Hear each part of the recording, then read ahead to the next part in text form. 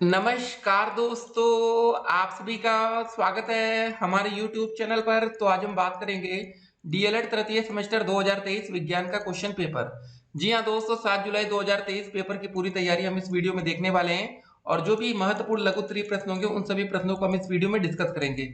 तो वीडियो को आप लोग को शुरू से लेकर अंत तक देखना है।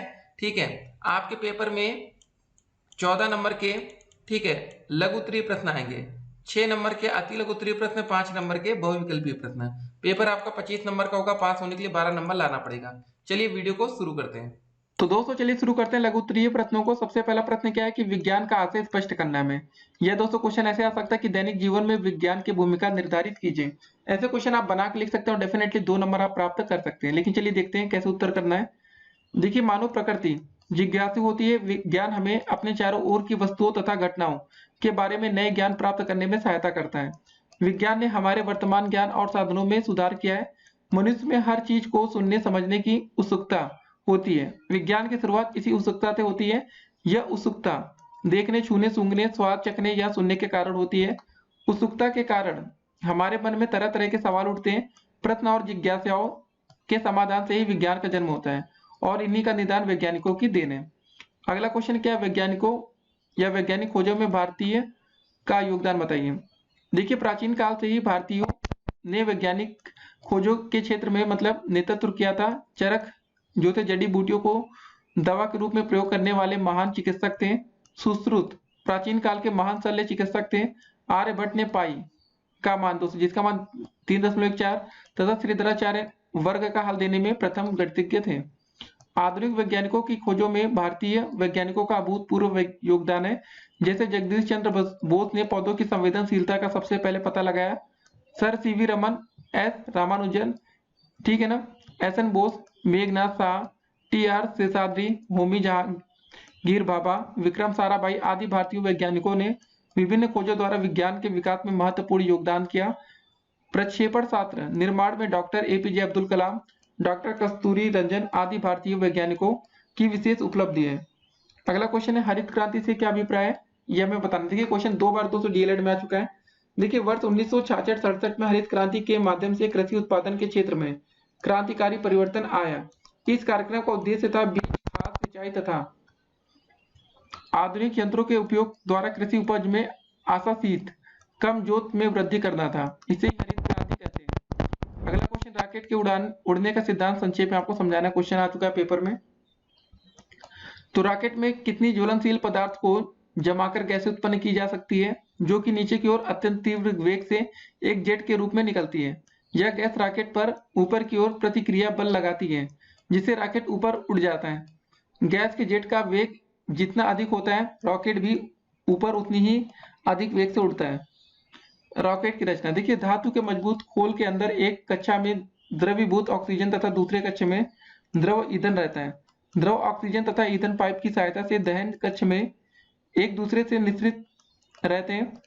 ठीक है, ऑक्सीजन व ईंधन के इस मिश्रण में जब चिंगारी प्रदान या स्पार्किंग कराते हैं तो उच्च दाब पर गैस के रॉकेट में नोजल से तीव्र गति से बाहर निकलती है और गैस के निकलने के विपरीत दिशा में रॉकेट तेजी से ऊपर उठता है। ठीक है ना। देखिए, रॉकेट जैसे दोस्तों रॉकेट का हमारा वेग बढ़ाने के लिए एक खंड की जगह बहुखंडीय रॉकेट का प्रयोग करते हैं। ईंधन समाप्त होने पर रॉकेट एक एक खंड क्रमानुसार अलग होता जाता है तथा रॉकेट उच्च वेग से ऊपर की ओर उठता जाता है। भारत ने कृत्रिम उपग्रहों को विकसित करने तथा उन्हें पृथ्वी की कक्षा में स्थापित करने की प्रौद्योगिकी में महत्वपूर्ण सफलताएं प्राप्त की हैं। कृत्रिम उपग्रहों से न केवल दूर संचार व्यवस्था में अभूतपूर्व विकास संभव हो पाया है,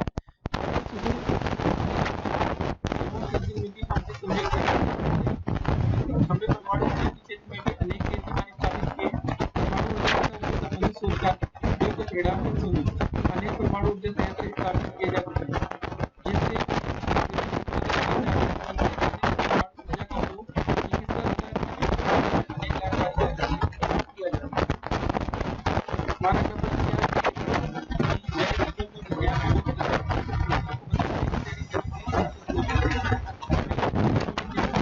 हमारा उद्योग के क्षेत्र में रिक्शा, साइकिल, बस, रेलगाड़ियां, वायुयान आदि के निर्माण से यात्रा कम समय में तथा सुविधाजनक हो गई है।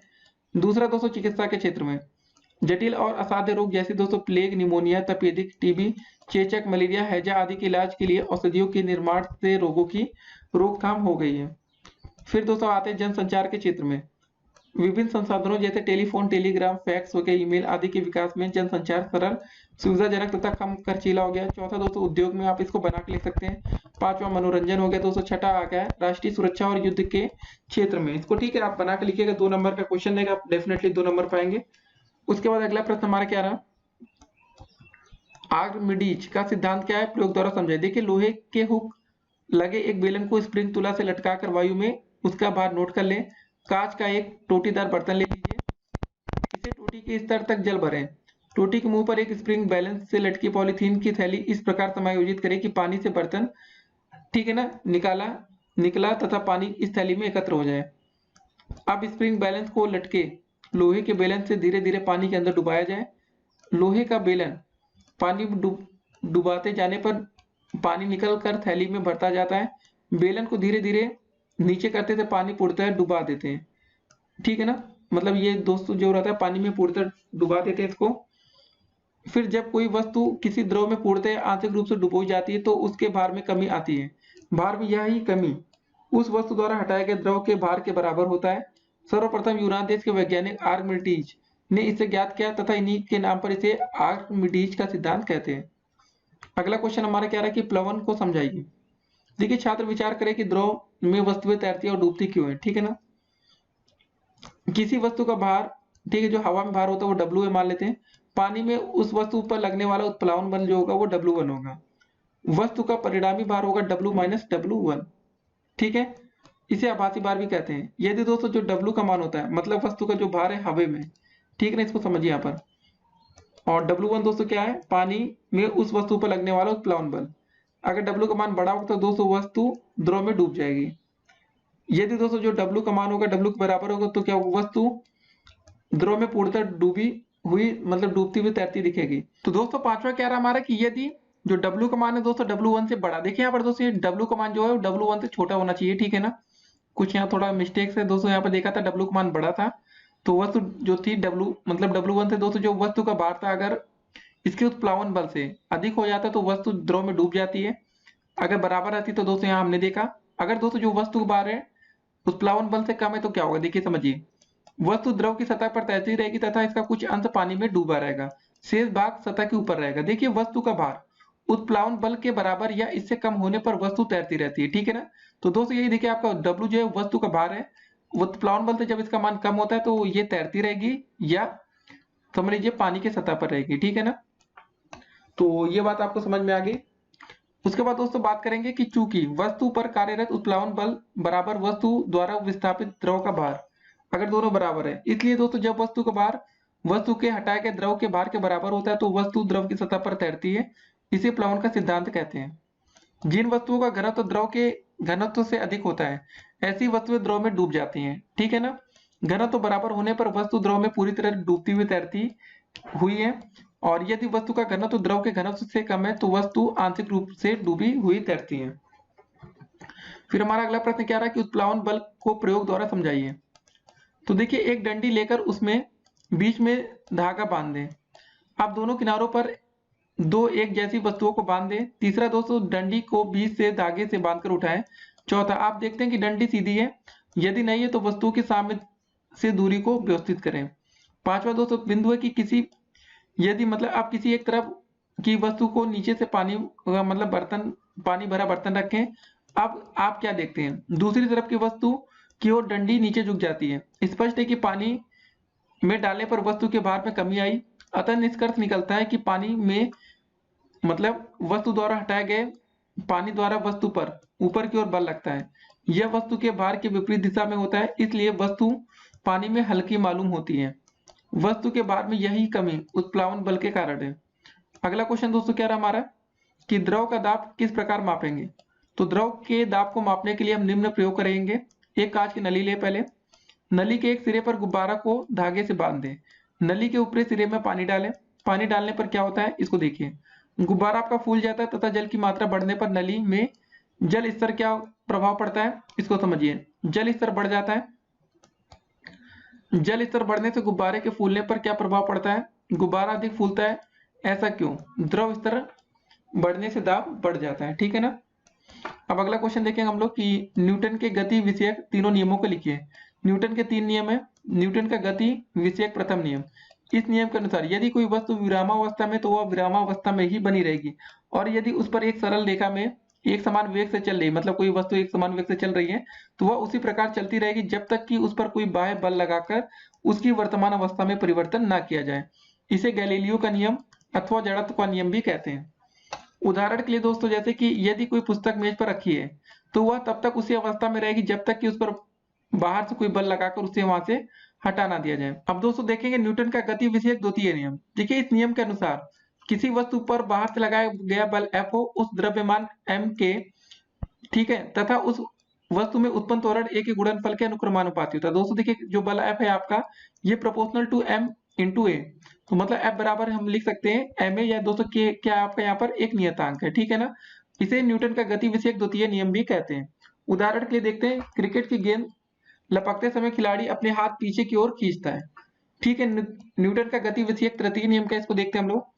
इस नियम के अनुसार जब कोई वस्तु किसी दूसरी वस्तु पर बल लगाती है तो दूसरी वस्तु भी पहले वस्तु पर उतना ही बल विपरीत दिशा में लगाती है। इन दोनों बलों में से एक क्रिया तथा दूसरे को प्रतिक्रिया कहते हैं। इसे क्रिया प्रतिक्रिया का नियम भी कहते हैं। इस नियम के अनुसार प्रत्येक क्रिया उसके बराबर परंतु विपरीत दिशा में क्या होती है? प्रतिक्रिया होती है। उदाहरण के लिए दोस्तों, तैरते समय मनुष्य पानी को पीछे की ओर धकेलता है, क्रिया दोस्तों होती है परिणाम स्वरूप जल मनुष्य को आगे की ओर ढकेलता है, यह प्रतिक्रिया हुई। दूसरा दोस्तों देखते हैं एग्जाम्पल, घोड़ा गाड़ी को खींचते समय अपनी पिछली टांगों को पृथ्वी को मतलब पीछे की ओर दबाता है, जिसे प्रतिक्रिया के रूप में पृथ्वी घोड़े पर आगे की ओर बल लगाती है और गाड़ी आगे बढ़ जाती है। तो दोस्तों ये रहे हमारे कुछ क्वेश्चन। अब देखते हैं आज का अगला प्रश्न। तो दोस्तों अगला क्वेश्चन क्या रहा हमारा कि निर्दोव दाबी मापी का वर्णन हमें करना है। देखिए, निर्दोव दाब मापी से वायु दाब ज्ञात करते हैं। इसमें एक गोलाकार धातु का डिब्बा होता है जिसके ऊपर की सतह ढक्कन पतली, लहरदार एवं वायुमंडलीय दाब के परिवर्तन के प्रति सूक्ष्मग्राही होती है। डिब्बे के अंदर की हवा निकाल दी जाती है। वायुमंडलीय दाब बढ़ने पर ऊपरी सतह अंदर दब जाती है और दाब कम होने पर सतह ऊपर उठ जाती है।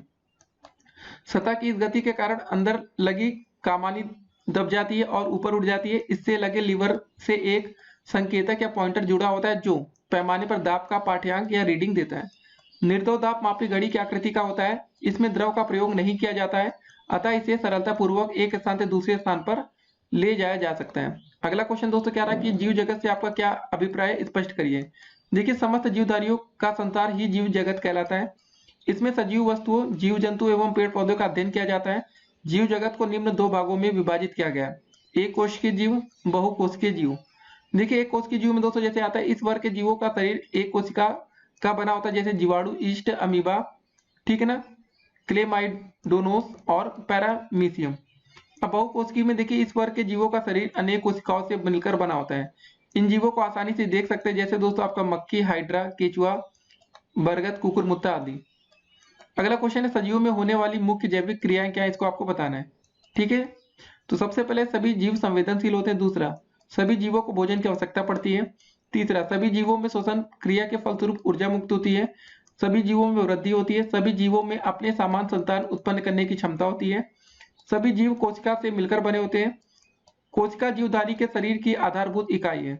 अगला क्वेश्चन दोस्तों क्या है, मनुष्य में पाए जाने वाले विभिन्न अंग, तंत्र एवं उनके कार्य को समझाना है।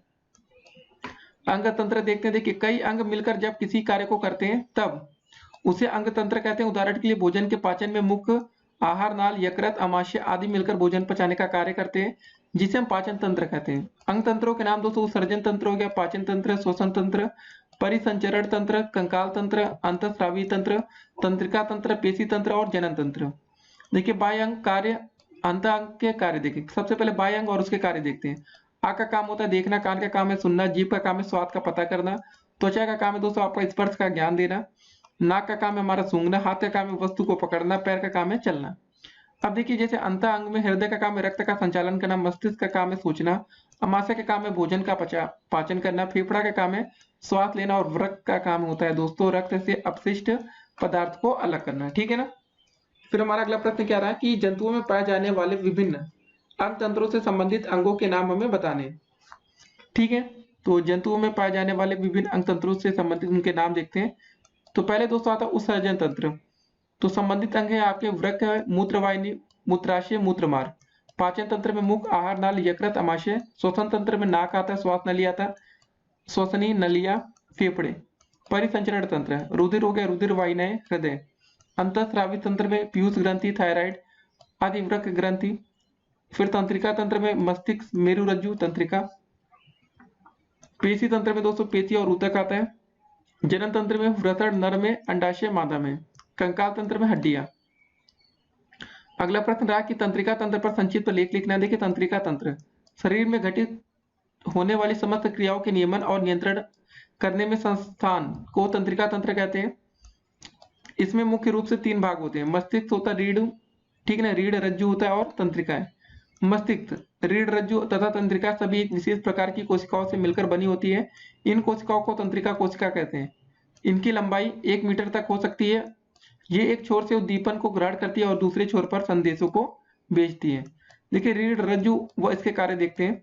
मनुष्य का मस्तिष्क आगे चलकर बेलनाकार खोखली रचना में परिवर्तित हो जाता है, इसे रीढ़ रज्जु कहते हैं। यह शरीर के मध्य में रीढ़ की हड्डी के अंदर सुरक्षित रहता है। रीढ़ रज्जु से दोनों ओर अनेक तंत्रिकाएं जोड़े में मतलब निकलती हैं, जो रीढ़ तंत्रिकाएं कहलाती हैं। इन तंत्रिकाओं द्वारा समस्त अनैच्छिक क्रियाओं का नियंत्रण होता है। मनुष्य के शरीर में पाए जाने वाली तंत्रिकाएं। मनुष्य के शरीर में 2 प्रकार की तंत्रिकाएं पाई जाती हैं। पहला देखिए कपाल तंत्रिका, दूसरा रीढ़ तंत्रिकाएं। तो कपाल तंत्रिकाएं क्या होती है? देखिए यह मुख्य रूप से संवेदी तंत्रिकाएं हैं। ये तंत्रिकाएं ज्ञानेंद्रिय से उद्दीपन को ग्रहण करती हैं और मस्तिष्क तक सूचना देती हैं। दूसरा दोस्तों रीढ़ तंत्रिका में ये तंत्रिकाएं शरीर की समस्त अनैच्छिक क्रियाओं का नियंत्रण करती हैं और इन तंत्रिकाओं का ज्वाल या जाल मतलब दोस्तों जो होता है आंतरिक अंग तथा त्वचा में फैला रहता है। अगला क्वेश्चन दोस्तों हमारा क्या है कि उत्सर्जन पर टिप्पणी आपको लिखना है। देखिए शरीर में होने वाली विभिन्न क्रियाओं के फलस्वरूप विभिन्न पदार्थों का विघटन होता रहता है, जिसके फलस्वरूप अनेक हानिकारक तथा अपशिष्ट पदार्थ बनते रहते हैं। इन पदार्थों का शरीर से बाहर निकलना ही उत्सर्जन कहलाता है। यह कार्य जिन अंगों द्वारा किया जाता है उन्हें उत्सर्जी अंग कहते हैं। उत्सर्जन अंग के मुख्य अंग गुर्दे, वृक्क हो गया, मूत्र वाहिनियां हो गया, मूत्राशय, मूत्रमार्ग आदि। ठीक है, सांप, छिपकली तथा मेढक द्वारा जीभ से लेने वाले कार्य। देखिए सांप, छिपकली आदि अपनी जीभ से सूंघने, छूने तथा सुनने का कार्य करते हैं, जबकि मेढक की जीभ शिकार पकड़ने में सहायक होती है। कार्य के आधार पर पेशियों का वर्गीकरण आपको करना है। तो कार्य का आधार पर देखते हैं आकोचनी या फ्लेक्सर पेशियां। देखिए इन पेशियों व सिकुड़ने से संबंधित अस्थिर अंदर यह पीछे की ओर खींचती है, जिससे दोनों अस्थियां समीप आती हैं तथा उनके बीच का कोण कम हो जाता है। दूसरा आपका प्रसारिणी या एक्सटेंसर पेशियां। देखिए इन पेशियों के सिकुड़ने से संबंधित संरचना आगे या बाहर की ओर धकेली जाती है, जिससे दोस्तों अपनी पूर्व स्थिति पर आ जाती है। अपवर्तनी या एब्स्ट्रैक्ट पेशियां। इन पेशियों के सिकुड़ने से संबंधित अस्थि मध्य रेखा से दूर हो जाती है। फिर चौथा दोस्तों आता है आपके अभिवर्तनी या एडेक्टर पेशियां। इनके सिकुड़ने से संबंधित अस्थि मध्य रेखा की ओर खींची जाती है। पांचवा दोस्तों घूड़ी या रोटेटर पेशियां। देखिए इनके सिकुड़ने पर संबंधित अस्थि अपनी धुरी पर घूमती है। उन्नयनी या लिवेटर पेशियां दोस्तों क्या होता है, यह संबंधित अस्थि या अंग के ऊपर उठाती है। सातवां दोस्तों अवनयनी या डिप्रेसर पेशियां, यह संबंधित अंग को नीचे गिराती है। आठवां आपका कि आतानक या टेंसर पेशियां, इनके सिकुड़ने से संबंधित संरचना में और अधिक तनाव या खिंचाव आ जाता है। नौवां दोस्तों उन्ताननी या सुपेनेटर पेशियां। देखिए इनके सिकुड़ने से अगली भुजा घूमती है तथा हथेली ऊपर की ओर घुमाई जा सकती है। 10वां दोस्तों आपका अवताननी या प्रोनेटर पेशियां, ये हथेली को नीचे की ओर घुमाती है। फिर हमारा अगला प्रश्न क्या रहा है कि जीव जंतुओं के आंतरिक अंगों के कार्य बताना है। क्योंकि शरीर के मुख्यतः आंतरिक अंगों के समस्त कार्य हमारे संविधान से संबंधित होते हैं। हमारे संविधान निम्नलिखित है। क्या संविधान लिखा है ये थोड़ा गलत है, इसको समझिएगा आप लोग। श्रवणेन्द्रिया या श्रवणो संतुलन इंद्रिया। तो दूसरा क्या रहा आपका चक्षुन्द्रिया या दोस्तों दर्शनेन्द्रिया। चौथा, तीसरा दोस्तों आपका की घ्राणेन्द्रिया। चौथा आपका स्वादेंद्रिया। पांचवा आपका त्वक ज्ञानेन्द्रिया। देखिए जैसे श्रवण इंद्रिया द्वारा हम सुनने का कार्य करते हैं, इस कार्य में बाह्य अंग जैसे कर्ण पल्लव व आंतरिक अंग है। कर्ण पर्दा, मध्य कर्ण आदि कर्ण पल्लव ध्वनि तरंगों को सुनता है।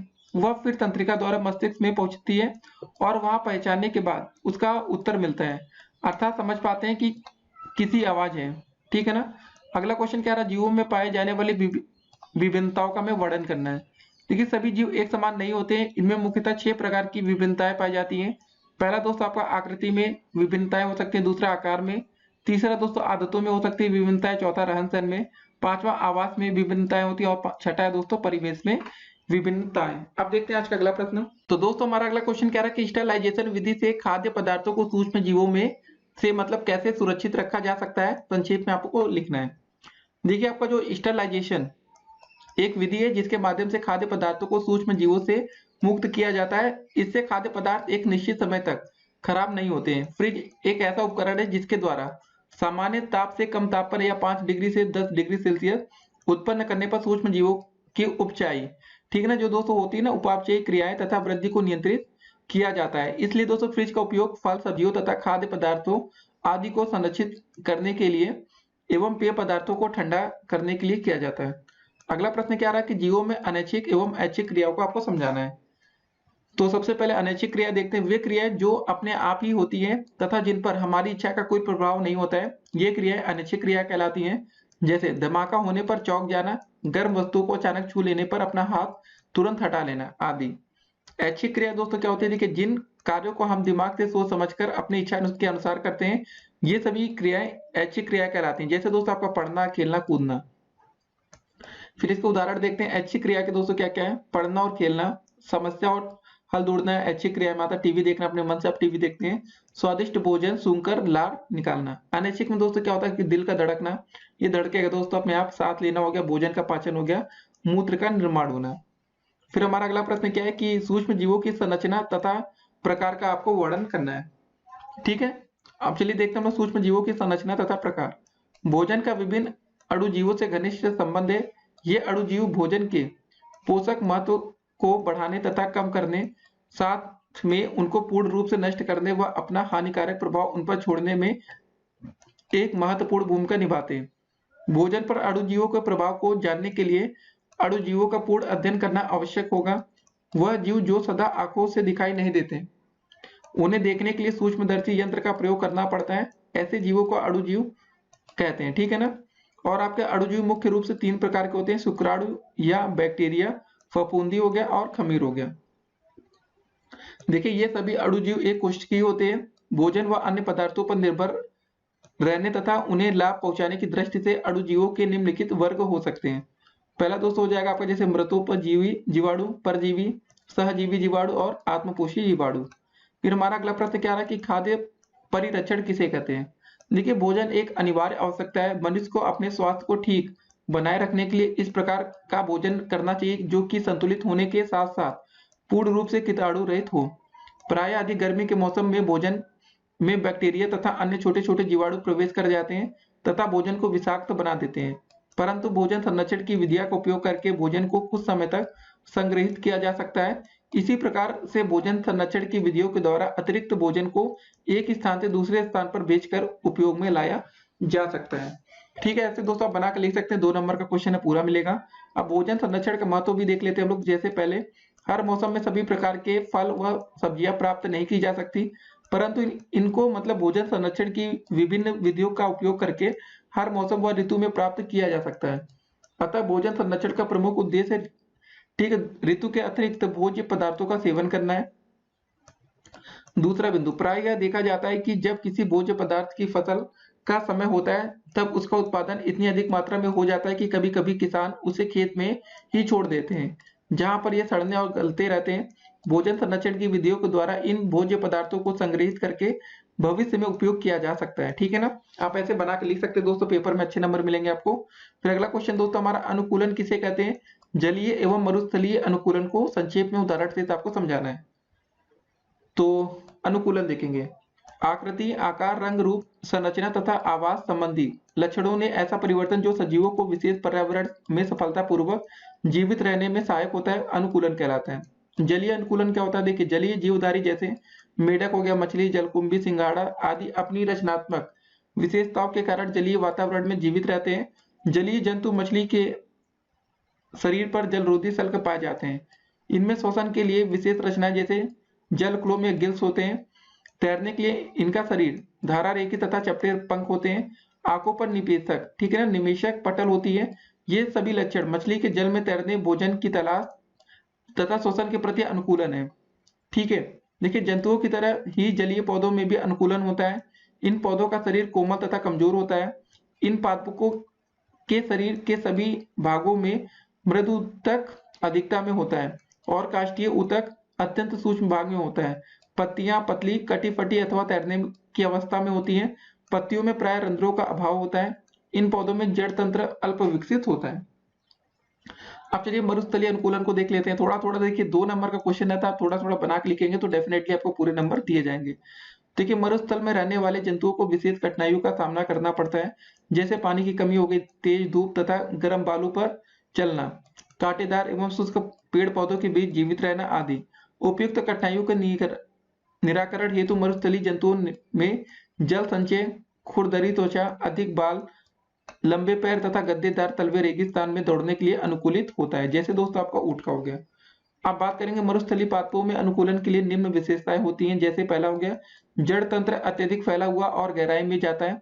दूसरा, तना मांसल चपटा, हरा एवं स्पंजी होता है, जो भोजन बनाने के साथ जल संचित करने का कार्य करता है, जैसे दोस्तों नागफनी। तीसरा, पत्तियों में रंध्र गड्ढों में धसे रहते हैं, इससे वाष्पोत्सर्जन कम होता है, जैसे दोस्तों कनेर हो गया। चौथा, वाष्पोत्सर्जन की क्रिया कम करने के लिए पत्तियां मांसल या कीटों या सल्कों के रूप में पाई जाती है, जैसे दोस्तों नागफनी हो गया, द्विक्वार हो गया, सतावर हो गया तथा बड़ भांडा आदि। अब हम अगला क्वेश्चन दोस्तों बहुत इंपॉर्टेंट इस समय, वायरस को समझाइए। तो वायरस प्रोटीन एवं न्यूक्लिक अम्ल के 2 उपकोशिकीय संरचना वाले परजीवी हैं। ये बैक्टीरिया से भी छोटे होते हैं। इलेक्ट्रॉन सूक्ष्मदर्शी के आविष्कारक, ठीक है ना, मतलब आविष्कार के पश्चात ही इनका पता चला है। ये केवल जीवित कोशिकाओं के अंदर गुणन कर सकते हैं। जीवित तंत्र के बाहर इन्हें क्रिस्टलीय रूप में संचित किया जा सकता है। इनके अध्ययन के लिए विषाणु विज्ञान की स्थापना की गई। देखिए 19वीं तथा 20वीं शताब्दी में निम्नलिखित वायरस जनित रोगों का पता लगाया गया। देखिए सबसे पहले आता है ल्यूफलर तथा फ्रास ने जर्मनी के पशुओं में खुरपका या मुखपका रोग का पता लगाया था। दूसरा दोस्तों आता है आपका वाल्टर रीड ने क्यूबा में मनुष्य के पीत ज्वर वायरस की खोज की थी। तीसरा दोस्तों आपका आता है लैंड स्टीनर तथा पोपर ने पोलियो वायरस की खोज की थी। चौथा दोस्तों आता है आपका पेयटन राउस ने मुर्गी में कैंसर रोग का पता लगाया था। पांचवा दोस्तों आता है टोआर्ट तथा डी हेरेल ने बैक्टीरिया फेज की खोज की, इन्हें फेज भी कहते हैं। अगला क्वेश्चन है आपका जीवाणु के सामान्य लक्षण आपको बताना है। ठीक है, सामान्य लक्षण देखते हैं। जीवाणु सरल एवं एक कोशिकीय सूक्ष्म जीव है। जीवाणु जल, थल, वायु आदि सभी स्थानों पर मिलते हैं। अधिकांश जीवाणु क्लोरोफिल न होने के कारण अपना भोजन स्वयं नहीं बना पाते हैं, अतः ये मृतोपजीवी या परजीवी होते हैं। तीसरा दोस्तों बिंदु क्या आपका कि इनकी कोशा की रचना सरल होती है। ये अकेले व समूह में मिलते हैं। इनकी कोशा प्रोकैरियोटिक होती है। ठीक है ना, क्या होती है दोस्तों? प्रोकैरियोटिक। चौथा दोस्तों आपका आता है कि जीवाणु कोशा में नीले हरे शैवालों की तरह वास्तविक केंद्रक नहीं मिलता। केंद्रक में केंद्रक कला तथा न्यूक्लियोलस का अभाव होता है, परंतु डीएनए तथा आरएनए मिलते हैं। इनके केंद्रक को क्या बोलते हैं? न्यूक्लियोइड या एनसिपिएंट न्यूक्लियस कहते हैं। ठीक है ना। फिर हमारा आज का अगला प्रश्न देखते हैं हम कि खाद्य पदार्थों का रख रखाव, ठीक है, प्रिजर्वेशन किस प्रकार किया जा सकता है, समझाना है। तो इसका दोस्तों देखते हैं। सबसे पहले हमारी विधि होगी कैनिंग। देखिए डिब्बों में बंद खाद्य पदार्थ आमतौर पर खाने के लिए लंबे अधिक समय तक सुरक्षित रहते हैं। इसको भाप द्वारा 15 पाउंड दाब पर करीब 15 से 20 मिनट तक गर्म किया जाता है। इस क्रिया में तापमान 121 डिग्री सेल्सियस तक रहता है। इसमें सभी जीवाणु तथा उसके स्पोर नष्ट हो जाते हैं। दूसरा आता है दोस्तों आपका फाचीकरण। ठीक है ना, इसका प्रयोग लुईस पाश्चर ने किया था। इसमें दूध को लगभग 62 डिग्री सेल्सियस पर 30 मिनट तक गर्म किया जाता है। यह 71.7 डिग्री सेल्सियस पर 15 सेकंड तक गर्म करते हैं। इसमें दूध को साधारण रूप से मिलने वाले टाइफाइड व क्षय रोग आदि के जीवाणु नष्ट हो जाते हैं, परंतु इस विधि द्वारा एंडोस्पोर बनाने वाले जीवाणु नष्ट नहीं होते। तीसरा दोस्तों बिंदु का कम ताप पर संचय। दैनिक उपयोग में आने वाले खाद्य पदार्थों को फ्रिज या फ्रीजर में कम ताप पर रखा जाता है, जिससे वे अधिक समय तक खाने के योग्य रह सके। कम ताप पर जीवाणु मरते तो नहीं है, परंतु उनकी उपापचयी क्रियाएं, वृद्धि आदि पूर्ण रूप से रुक जाती है। इस विधि से अंडे, मांस, मछली, फल, सब्जियां, फलों का रस आदि प्रिजर्वेशन किया जा सकता है। फल, अंडे, मांस, फलों का रस को लंबे समय तक बहुत कम ताप पर -10 डिग्री सेल्सियस से लेकर 18 डिग्री सेल्सियस पर शीत संग्रहाकार में सुरक्षित रखा जा सकता है। अगला है दोस्तों हमारा निर्जलीकरण करके। देखिए, निर्जलीकरण की क्रिया धूप या हवा में सुखाकर या उष्मा देकर की जाती है। खाद्य पदार्थों जैसे मछली, ठीक है, मांस हो गया, फल, सब्जी आदि का पानी निकल जाने पर वे अधिक समय तक सुरक्षित रह सकते हैं तथा जीवाणु उनको सुगमता से दूषित नहीं कर पाते हैं। पांचवा बिंदु, प्रिजर्वेटिव्स का प्रयोग करके। देखिए, अचार तथा मुरब्बा में अधिक मात्रा में नमक तथा चीनी डालने से जीवाणु व कवक आदि का जीव द्रव्य संकुचन हो जाता है, जिससे ये पदार्थ अधिक समय तक सुरक्षित रहते हैं। यदि अचार में नमक तथा मुरब्बे में चीनी की मात्रा कम हो तो जीवाणु व कवक बहुत तेजी से के साथ इन पर वृद्धि करते हैं और यह पदार्थ खाने के योग्य नहीं रहते हैं। आजकल कुछ रासायनिक पदार्थ भी प्रिजर्वेटिव्स की भांति प्रयोग में लाए जाते हैं। उनमें बेंजोइक अम्ल, सोर्बिक अम्ल तथा एसिटिक अम्ल प्रमुख है। नाइट्रेट व नाइट्राइट का प्रयोग मांस के प्रिजर्वेशन में किया जाता है।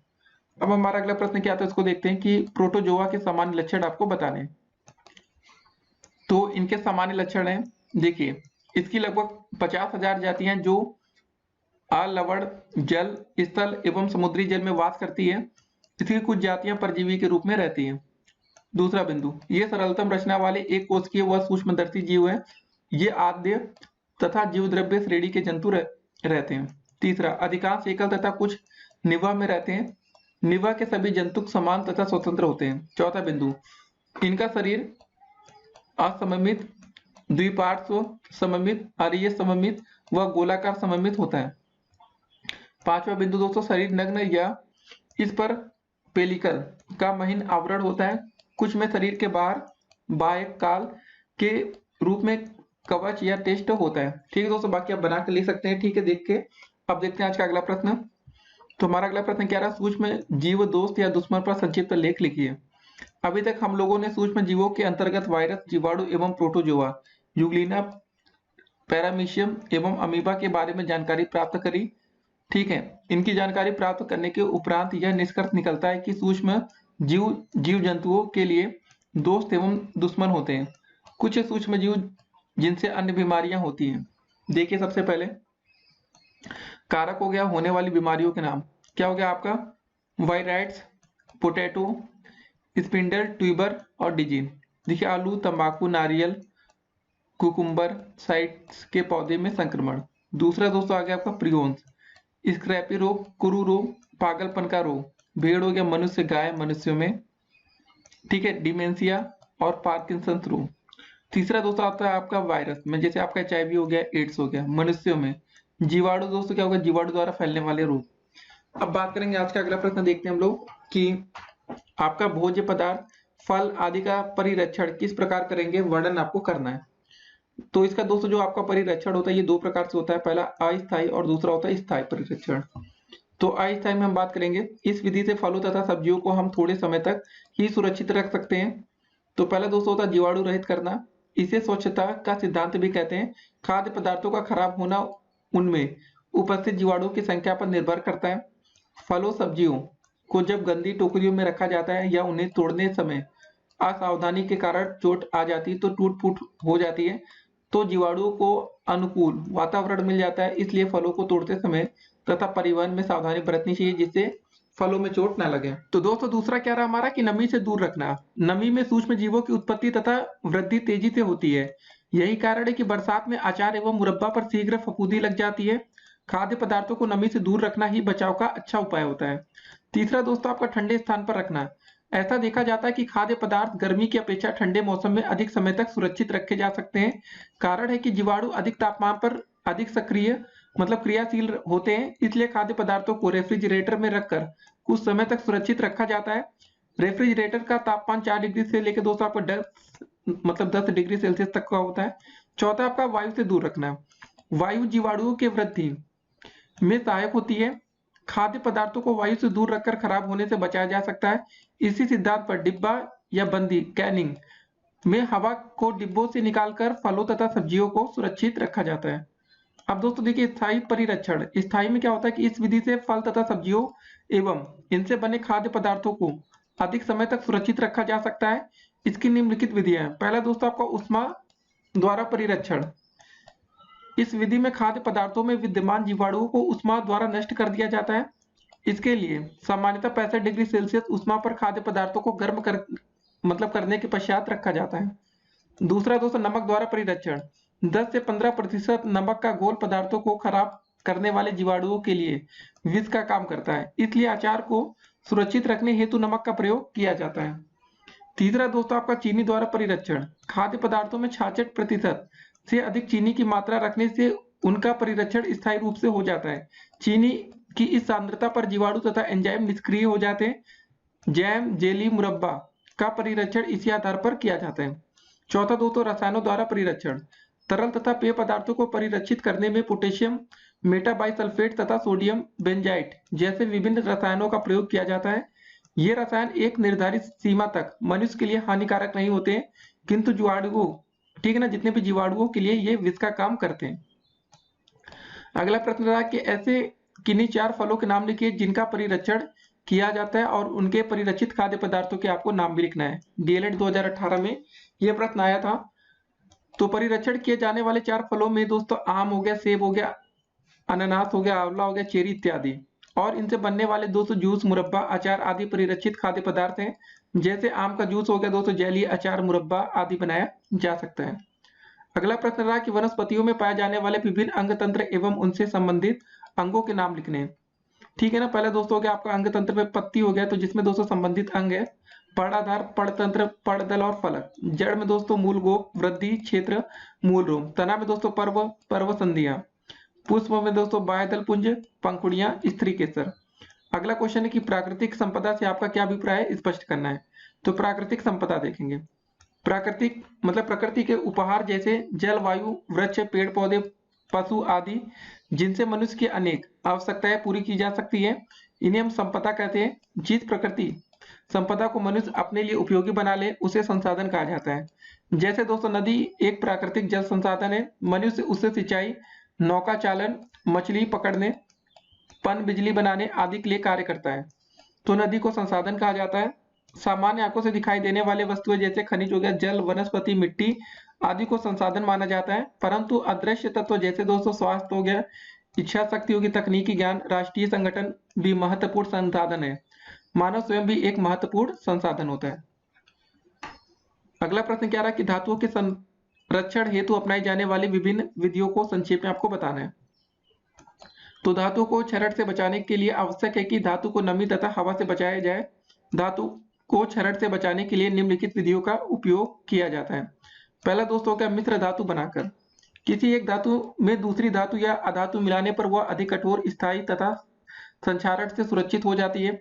स्टेनलेस स्टील, लोहा तथा कार्बन का मिश्र धातु है जिसमें आसानी से जंग नहीं लगती है।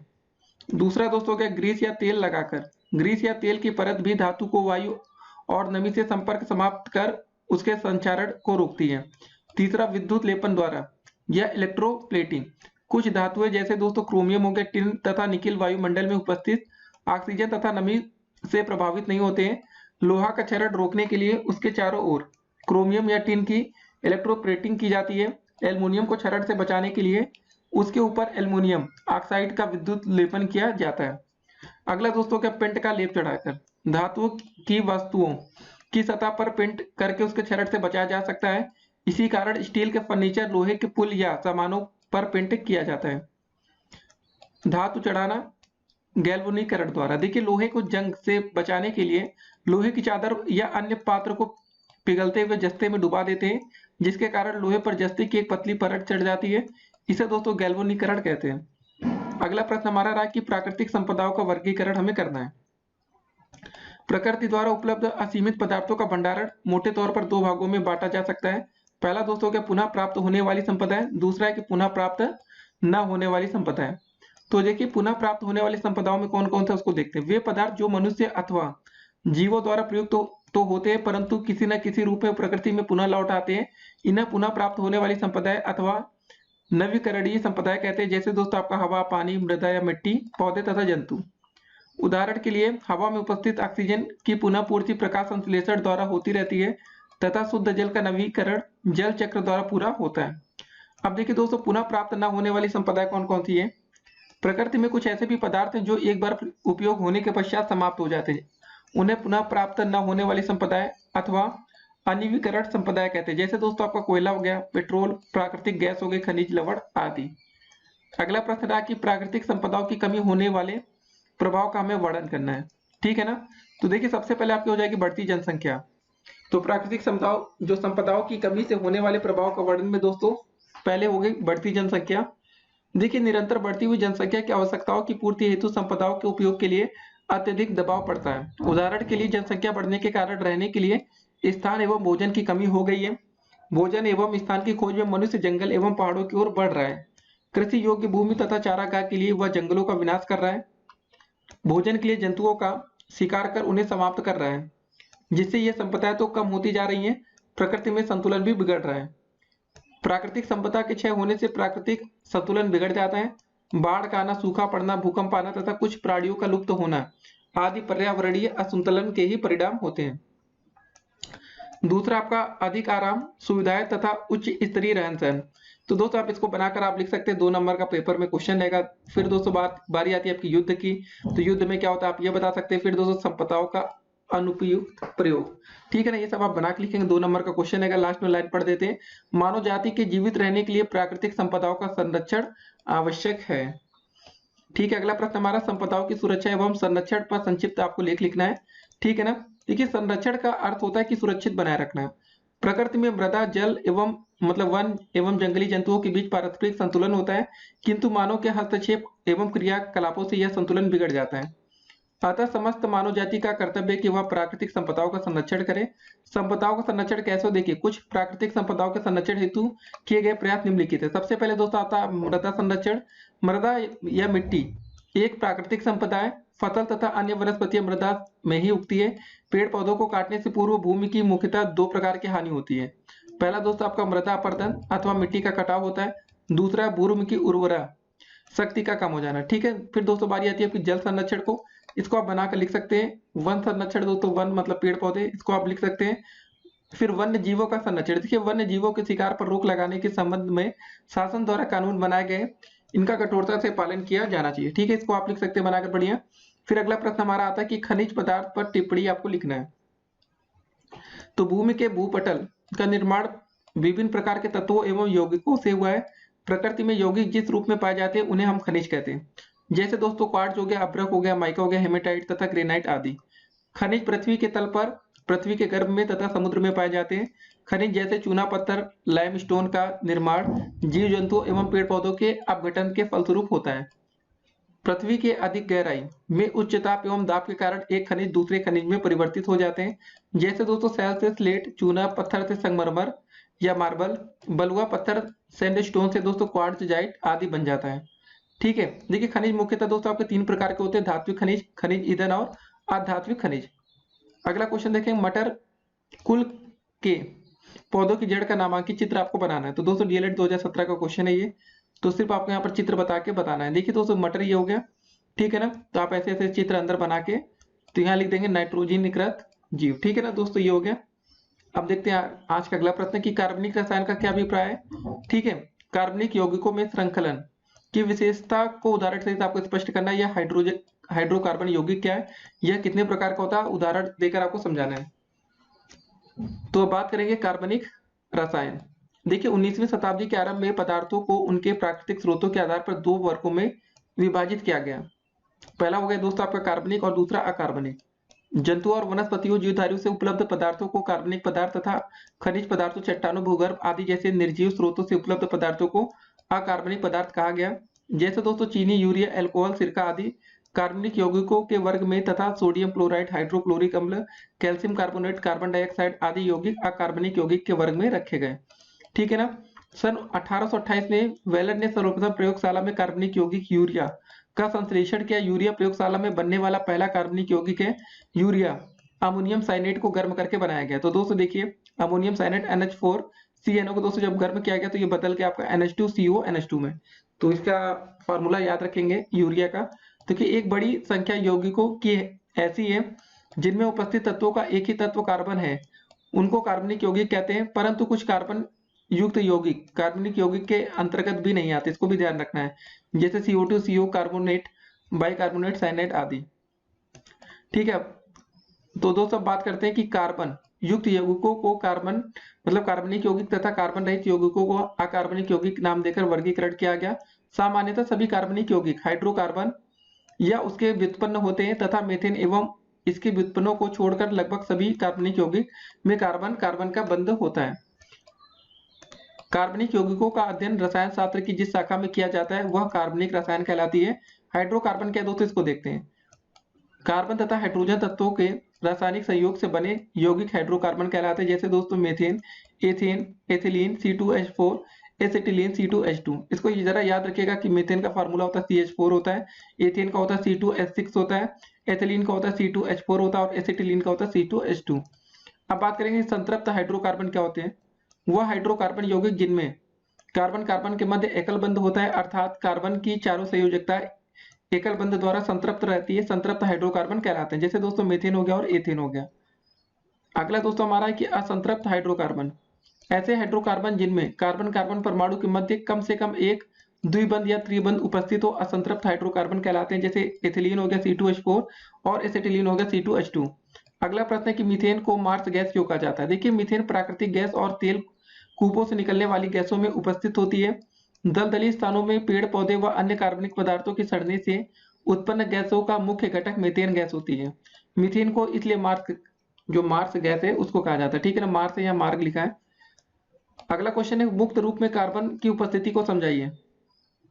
अधिकांश सजीव एवं निर्जीव पदार्थों में कार्बन यौगिकों के रूप में प्राप्त होता है। साथ ही कहीं कहीं कार्बन कोयला, कालिक, ग्रेफाइट, हीरा आदि विभिन्न रूपों में मुक्त अवस्था में प्राप्त होता है।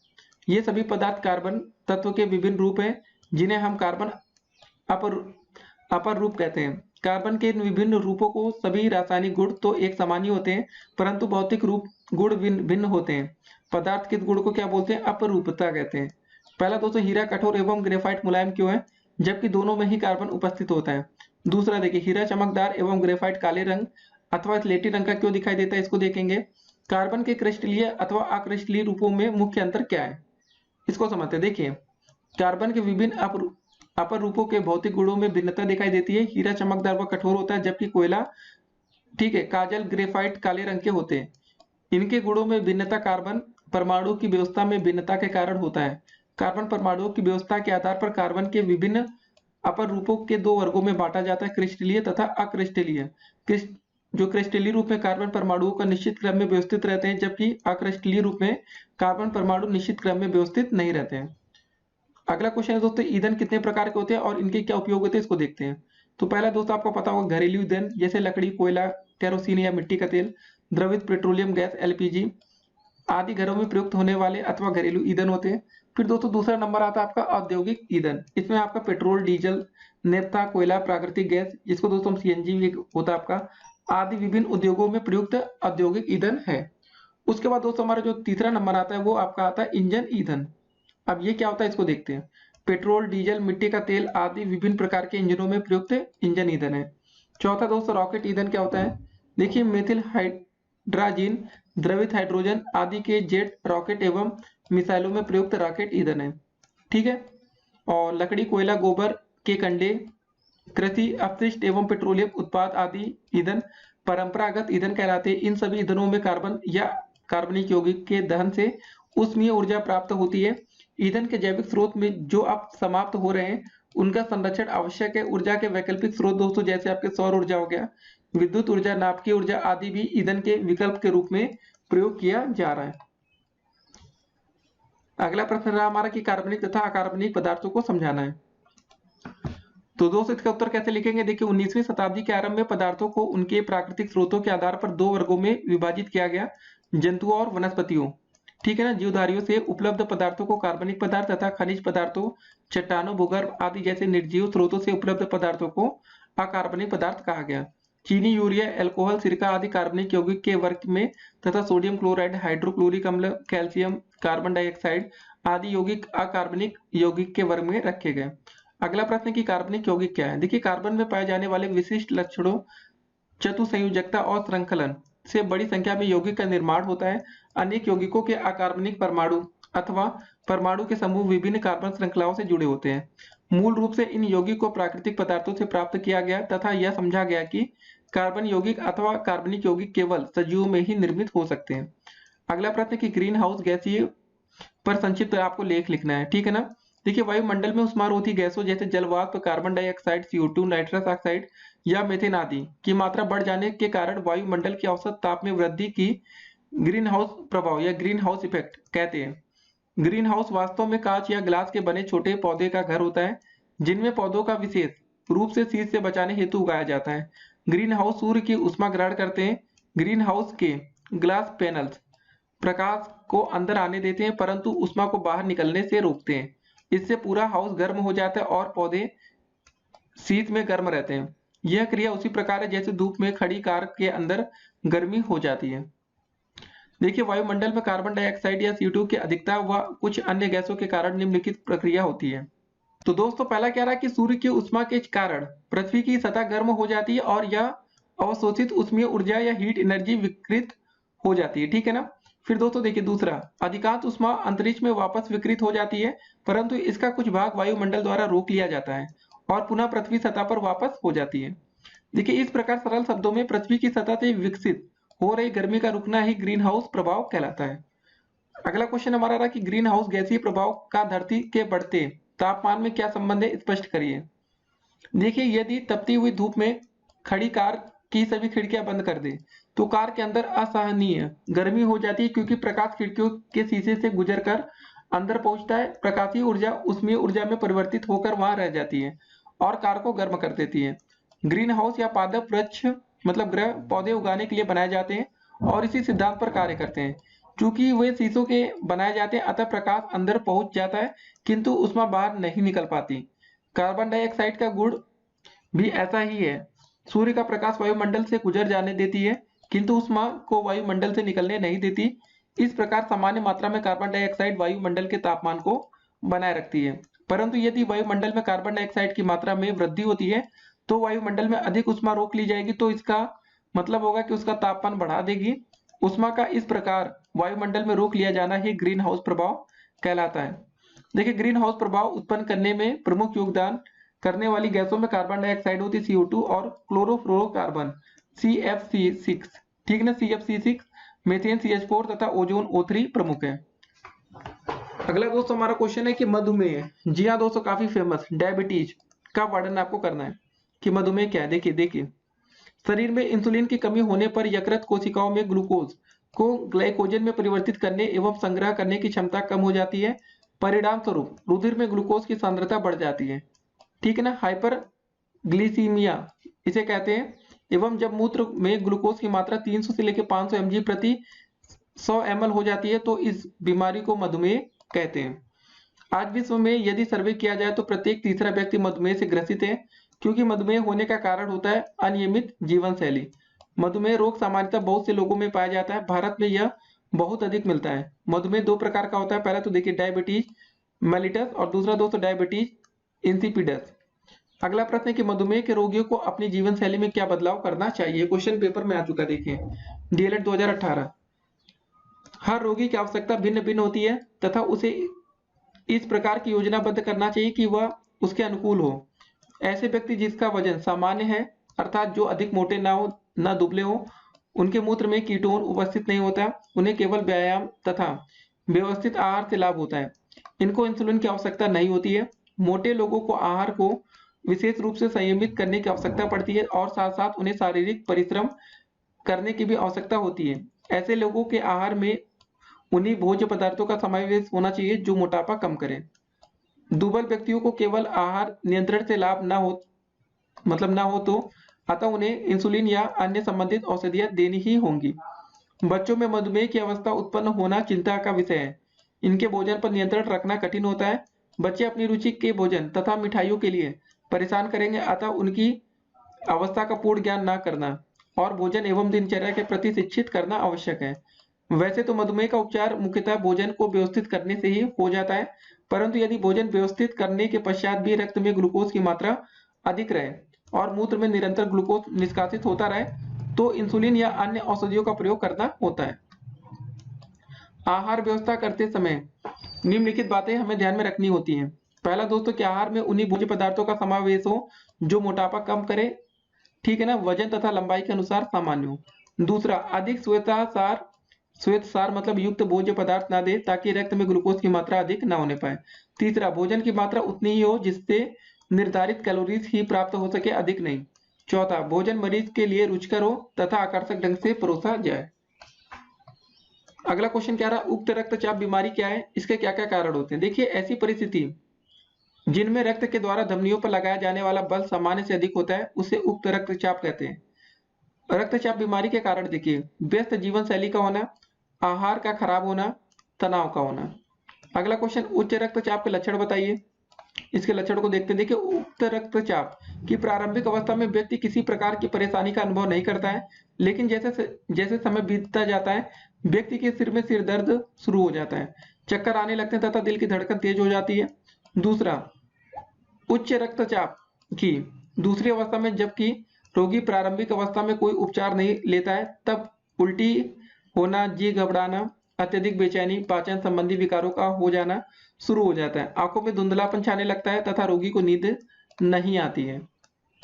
उक्त रक्तचाप की तीसरी अवस्था दोस्तों क्या होती है, भयानक अवस्था में हृदय की गति अवरुद्ध होने लगती है, नाक से खून आना तथा दिमाग की नली फटने से मरीज बेहोश भी हो सकता है, गुर्दे खराब होने लगते हैं तथा हृदय की गति रुकने से रोगी की मृत्यु भी हो सकती है। अब हमारा अगला प्रश्न क्या रहा कि संक्रामक रोग किसे कहते हैं। देखिए, ऐसे रोग जो प्रत्यक्ष या परोक्ष रूप से एक व्यक्ति से दूसरे व्यक्ति को संक्रमित हो जाते हैं उन्हें संक्रामक रोग कहा जाता है। सूक्ष्म जीव से होने वाला रोग संक्रामक होता है। सूक्ष्म जीव रोगी के शरीर में वृद्धि करते हैं, संख्या में बढ़ते और शरीर के रोग का आश्रय क्षेत्र बना देते हैं। रोगी से अन्य स्वस्थ बीमारी मतलब स्वस्थ व्यक्ति को रोग आसानी से संक्रमित हो सकता है, जैसे कि क्षय रोग, हैजा और इन्फ्लुएंजा में होता है। कुछ रोग वाहक के द्वारा भी फैल सकता है, जैसे दोस्तों मलेरिया, फाइलेरिया एवं काला ज्वर इत्यादि। अगला क्वेश्चन दोस्तों हमारा रहा है, इंसुलिन पर संक्षिप्त टिप्पणी आपको लिखना है। शरीर में कार्बोहाइड्रेट में के उपापचय में इसकी महत्वपूर्ण भूमिका होती है। पहला दोस्तों देखते हैं, यह कार्बोहाइड्रेट के पाचन से बने ग्लूकोज को ग्लाइकोजन में बदल देती है और यकृत एवं पेशियों में संग्रहित करती है। दूसरा, ग्लूकोज के ऑक्सीकरण से ऊर्जा विमुक्त करती है। तीसरा दोस्तों, रुधिर में ग्लूकोज की निश्चित मात्रा बनाए रखती है। चौथा दोस्तों हमारा जो इसका बिंदु होगा कि कोशिकाओं की आधारी उपापचयी दर, ठीक है ना, को प्रभावित करती है। पांचवा दोस्तों देखिए, वसा ऊतकों में वसा संश्लेषण अर्थात लाइपोजेनेसिस को प्रभावित करती है। फिर हमारा अगला प्रश्न क्या रहा कि सामान्य स्वस्थ मनुष्य में रक्त शर्करा की मात्रा भोजन से पहले और भोजन के पश्चात कितनी होनी चाहिए।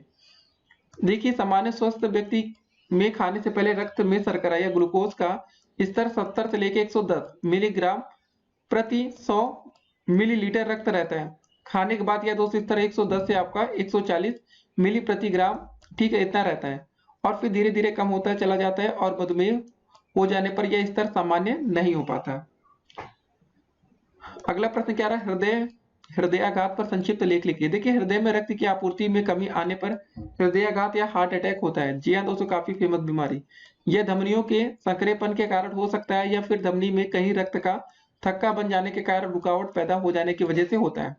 हृदयाघात के मामले में दिनों दिन बढ़ते जा रहे, मतलब इसका दोस्तों जो मामला है बढ़ता ही जा रहा है और जिसका प्रमुख कारण है बढ़ता हुआ तनाव, भागदौड़ वाली जिंदगी और आधुनिक जीवन शैली।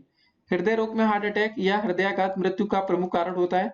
यदि हृदयाघात के लक्षण के विषय में पूरी जानकारी हो और मरीज तुरंत चिकित्सक से संपर्क करे एवं उसका प्राथमिक उपचार तत्काल किया जा सके तो बहुत से मरीजों को मृत्यु से बचाया भी जा सकता है। हृदयाघात होने पर मरीज शॉक में चला जाता है, छाती में तेज और दबाव वाला दर्द होता है। यह दर्द नीचे बाईं भुजा और ऊपर वाली मतलब तरफ गर्दन तक फैलता है। मरीज को सांस पूरी तरह लेने में परेशानी होती है। नाड़ी धीरे धीरे अनियमित गति से चलती है। मरीज कभी कभी गिर पड़ता है और अर्धचेतन या बेहोश हो जाता है। देखिए, आपका हृदय रोग का निदान होते ही चिकित्सक से सलाह लेनी चाहिए और तत्काल इलाज शुरू कर देना चाहिए। इससे हृदयाघात में प्रायः बचाव हो जाता है। हृदयाघात के लक्षण दिखते ही तुरंत चिकित्सक से संपर्क करना चाहिए ताकि कोई दुष्परिणाम सामने ना आए। हृदयाघात के उपचार में देरी नहीं की जानी चाहिए। जितनी देर की मतलब दोस्तों जितनी देर की जाएगी उतना ही उपचार सफल होने की संभावना भी कम होती जाती है। तो दोस्तों अब चलिए देखते हैं आज का अगला प्रश्न। तो दोस्तों हमारा अगला क्वेश्चन क्या रहा है कि सामान्य हृदय रोगों का हमें वर्णन करना है। ठीक है, पहला दोस्तों आपका हृदय रोग हो गया एंजाइना, दूसरा हो गया आपका कोरोनरी थ्रोम्बोसिस, तीसरा दोस्त हो जाएगा आपका मायोकार्डियल इंफ्राक्शन। ठीक है, फिर चौथा दोस्त हो जाएगा आपका रीयूमेटिक हृदय रोग। तो चलिए एक एक करके सबको देख लेते हैं। सबसे पहले एंजाइना, इस रोग का कारण यह है कि हृदय की भित्ति को भली प्रकार रुधिर का प्राप्त न होना, यह थक्का, ठीक है दोस्तों, बनने या कोरोनरी धमनी के संकुचन से होता है। ऐसी अवस्था में हृदय पेशियों को ऑक्सीजन प्राप्त नहीं होती, इससे आर्टेरियोस्क्लेरोसिस हो जाता है और सीने तथा कंधे में तेज दर्द होता है। तो दोस्तों दूसरा रोग है हमारा कोरोनरी थ्रोम्बोसिस, मतलब इस अवस्था में कोरोनरी धमनी में थक्का बनने जाने से हृदय पेशियों से पर्याप्त रुधिर प्राप्त नहीं हो पाता, इस कारण एंजाइना रोग हो जाता है। फिर तीसरा दोस्त आपका आता है मायोकार्डियल इंफ्राक्शन। देखिए कोरोनरी धमनी में अवरोध होने से हृदय की पेशियों को जब पर्याप्त रुधिर प्राप्त नहीं होता तब हृदय पेशियां क्षतिग्रस्त हो जाती हैं, अतः ये पूरी क्षमता से कार्य नहीं कर पाती। इस दशा को मायोकार्डियल इंफ्राक्शन या हृदय आघात कहते हैं। चौथा दोस्त आता है आपका रीह्यूमेटिक हृदय रोग। देखिए ये क्या है, आपका बैक्टीरियल संक्रमण के कारण हृदय के कपाट या वाल्व ठीक से कार्य नहीं कर पाते और इस प्रकार हृदय पेशियां कमजोर हो जाती हैं और हृदय ठीक से कार्य नहीं कर पाता। फिर हमारा अगला प्रश्न क्या है कि जापानी मस्तिष्क ज्वर क्या है, इसका संक्रमण किससे होता है। डीएलएड 2017 में क्वेश्चन भी आ चुका है। देखिए जापानी इंसेफेलास्टिक एक प्रकार की दिमागी बुखार है जो वायरस संक्रमण की वजह से होता है। यह एक खास किस्म के वायरस के द्वारा होता है जो मच्छर जापानी इंसेफेलाइटिस वायरस से संक्रमित हो जाते हैं, उसके काटने से ये रोग होता है। हमारा अगला प्रश्न क्या रहा है कि वन संरक्षण एवं वन जीव संरक्षण के दो उपाय आपको लिखने हैं। तो पहला वन संरक्षण, देखिए जनन द्रव्य का संग्रह एवं संरक्षण करना चाहिए, जीन बैंकों की स्थापना करनी पड़ेगी। तो वन्य जीव संरक्षण में आता है प्राकृतिक आवास प्रबंधन, उद्यानों, संरक्षित क्षेत्रों एवं जंतु विहारों की स्थापना। अगला प्रश्न क्या रहा, पर्यावरण और प्रदूषण पर संक्षिप्त लेख लिखिए। देखिए ऐसे क्वेश्चन आप बनाकर लिख सकते हैं, 2 नंबर आपको डेफिनेटली मिलेंगे, ठीक है ना। तो चलिए दोस्तों थोड़ा सा देख लेते हैं कि क्या है कि हम समाचार पत्रों में पढ़ते एवं सुनते हैं कि हमारा पर्यावरण दिन प्रतिदिन प्रदूषित होता जा रहा है। इस प्रदूषण के कारण क्या है, देखिए फैक्ट्री से निकलने वाला धुआं, वाहन के चलने तथा ईंधन के जलने से निकलने वाले धुएं के कारण वायु प्रदूषित होती जा रही है। वायु प्रदूषण का लगभग 10% से 15% भाग का मुख्य कारण धुआं ही होता है। तो आप दोस्तों ऐसे बना के बढ़िया से लिख सकते हैं, ठीक है ना। तो आसान सा क्वेश्चन होता है, 2 नंबर आपको फ्री के देके जाएगा, ऐसा क्वेश्चन आएगा। अगला क्वेश्चन है पर्यावरण संरक्षण से आप क्या समझते हैं, अपने स्तर से आप पर्यावरण को कैसे संरक्षित करेंगे। 2 बार पेपर में आ चुका है और बिल्कुल आसान सा क्वेश्चन। तो पर्यावरण संरक्षण से अभिप्राय देखते हैं। देखिए पहले पर्यावरण संरक्षण से हमारा अभिप्राय पर्यावरण को प्रदूषित करने वाले कारकों यथा वायु, जल, मृदा, ध्वनि, रेडियोधर्मी प्रदूषण, समुद्री प्रदूषण तथा तापीय प्रदूषण से पर्यावरण की सुरक्षा करने से है। तो चलिए दोस्तों इसके उठाए कौन कौन से हम कदम उठा सकते हैं उसको देखते हैं। संसाधनों का उपयोग इस प्रकार हो कि सामाजिक विकास तथा पर्यावरण संरक्षण सुनिश्चित रहे। दूसरा दोस्तों बिंदु देखते हैं कि विकासशील देशों की परिस्थितियों एवं विशेष प्रकार की आवश्यकताओं की पूर्ति हेतु उनके अनुरोध पर आर्थिक तथा तकनीकी ज्ञान उपलब्ध कराना, जिससे पर्यावरण संरक्षण का ज्ञान उपलब्ध कराना, जिससे पर्यावरण संरक्षण को बढ़ावा मिल सके। तो दोस्तों आप ऐसे पर्यावरण के पर टिप्पणी आराम से कर सकते हैं और 2 नंबर क्वेश्चन मतलब आप आसानी से प्राप्त कर सकते हैं, ठीक है ना। ये आप बना के लिखिएगा, डेफिनेटली आपको पूरे अंक दिए जाएंगे। आप देखते हैं आज का अगला प्रश्न, किसी प्रारूपिक पुष्प का चित्र बनाकर उसे लेबल कीजिए। देखिए दोस्तों पुष्प वास्तव में पत्तियों का ही रूपांतरण होता है, यह अपने डंठल के पुष्पासन पर लगा रहता है, इसे पुष्प वृंत कहते हैं। पुष्प का जन्म कली से होता है जो कि हरी पत्तियां निपत्रों से ढकी रहती है। इन पत्तियों को बाह्य पुट चक्र कहते हैं। प्रारूपिक पुष्प के 4 प्रकार के अंग होते हैं जो पुष्पासन पर लगे रहते हैं। यह 4 अंग चक्रों में लगे रहते हैं। इन अंगों के प्रत्येक भाग को पुष्प कहते हैं। चारों चक्रों में से नीचे 2 चक्र सहायक तथा ऊपर के 2 चक्र बाह्यपट पुट कहलाते हैं। तो दोस्तों आपको देखिए कुछ ऐसा पुष्प होता है। देखिए क्या क्या होता है इसके अंदर, पुंकेसर होता है, जायंग होता है, पुतंतु होता है, दोस्तों आपका पुष्परंत होता है, पुष्पाक्ष होता है, बाह्य दल हो गया, ये दोस्तों भुजा, नखर, दलपुंज हो गया। देखिए दोस्तों बीजांड में क्या है, देखिए अंडाशय की अनुप्रस्थ कांड देखिए आप, बीजांड, ठीक है ना, बीजांडसन हो गया, विस्म हो गया, आभासी पट हो गया, बीजांड हो गया। और दोस्तों यहाँ पर देखिए, यहाँ पर वर्तिकाग्र, वर्तिका, पुष्पासन, अंडाशय, पुष्पवृंत और जायांग, पुमंग। ठीक है ना, आप ऐसे डिफाइन कर सकते हैं इसको। आप देखिए पुष्प के भाग निम्नलिखित है। देखिए पहला दोस्तों हो गया आपका बाह्य दल पुंज हो गया। ठीक है, बाह्य दल पुंज पुष्प के खिलने से पूर्व आंतरिक अंगों की रक्षा करते हैं। पुष्प खिलने के उपरांत या भोजन निर्माण का कार्य करते हैं। रंगहीन बाह्य दल पुंज का भी कार्य करते हैं। ठीक, इतना काफी है दोस्तों लिखना। फिर उसके बाद बारी आती है आपकी दल पुंज की। देखिए 2 नंबर का क्वेश्चन है, वैसे ही आप उत्तर करेंगे। यह परागण के कीटों मतलब के लिए कीटों को आकर्षित करते हैं। हरा दल पुंज भोजन निर्माण का कार्य भी करता है। यह पुंकेसर तथा अंडक की रक्षा करते हैं। तीसरा है आपका पुमंग, इसका कार्य परागण, ठीक है ना, परागकण उत्पन्न करना है। चौथा दोस्तों जायांग, स्त्रीलिंग चक्र में वर्तिकाग्र का कार्य परागकणों को ग्रहण करना है। वर्तिका का कार्य पराग नली को अंडाशय तक पहुंचाना है। फिर हमारा अगला प्रश्न क्या रहा कि प्रतिध्वनि किसे कहते हैं, इसको देखते हैं। तो किसी तल से परिवर्तित ध्वनि को ही प्रतिध्वनि कहते हैं। ठीक है ना, और प्रतिध्वनि सुनने के लिए स्रोत और परावर्ती तल के बीच की दूरी कम से कम 16.6 मीटर की होनी चाहिए। प्रतिध्वनि में ध्वनि का परावर्तन केवल एक बार होता है, जबकि गूंज, ठीक है दोस्तों, में ध्वनि का परावर्तन बार बार होता है। फिर अगला प्रश्न है कि उष्मा से आप क्या समझते हैं, उष्मा का मात्रक बताइए। देखिए उष्मा एक प्रकार की ऊर्जा होती है जिसके द्वारा किसी वस्तु में होने से वह प्रतीत होती है तथा निकल जाने पर वह वस्तु ठंडी होती है। ठीक है दोस्तों, जब यह होती है तो उसमें वस्तु क्या होता है, गर्म होता है। जब वो निकल जाती है तो वस्तु आपकी ठंडी प्रतीत होती है। उष्मा का मात्रक MKS पद्धति में जूल होता है तथा व्यवहारिक मात्रक कैलोरी तथा किलो कैलोरी होती है। तो 1 कैलोरी बराबर 4.18 जूल। अब दोस्तों देखते हैं आज का अगला प्रश्न। अगला प्रश्न हमारा क्या रहा है कि 1 कैलोरी से आप क्या समझते हैं। तो 1 कैलोरी उष्मा की वह मात्रा है जो 1 ग्राम जल व ताप 14.5 डिग्री सेल्सियस से 15.5 डिग्री सेल्सियस तक बढ़ा देते हैं। अगला क्वेश्चन है 1 किलो कैलोरी, मतलब इसमें डिफाइन करते हैं पहले। 1 किलोग्राम शुद्ध पानी का ताप 14.5 डिग्री सेल्सियस से लेके 15.5 डिग्री सेल्सियस बढ़ाने के लिए आवश्यक उष्मा की मात्रा को 1 किलो कैलोरी कहते हैं। अगला क्वेश्चन, विशिष्ट उष्मा से आप क्या समझते हैं, किसे कहते हैं। विशिष्ट उष्मा या स्पेसिफिक हीट, किसी पदार्थ की विशिष्ट उष्मा उष्मा की वह मात्रा है जो उस पदार्थ के एकांक द्रव्यमान का ताप 1 डिग्री सेल्सियस बढ़ाने के लिए आवश्यक होती है।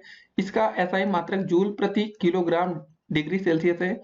जल की विशिष्ट उष्मा कैलोरी प्रति ग्राम डिग्री सेल्सियस या 4.12 गुणे 10⁻³ जूल प्रति किलोग्राम डिग्री सेल्सियस होती है। जिन पदार्थों की विशिष्ट उष्मा अधिक होती है वे देर में गर्म होते हैं तथा देर में ठंडे होते हैं। अगला क्वेश्चन है दोस्तों, फ्यूज से आपका क्या अभिप्राय है। साधारण बल्ब एवं हीटर फ्रिज में कितने प्रकार मतलब कितने एम्पियर का फ्यूज लगाते हैं।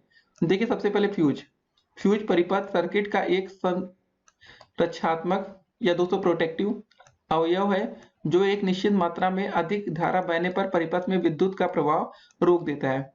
साधारण हीटर फ्रिज में 5 से लेकर 10 एम्पियर का फ्यूज हम लगाते हैं।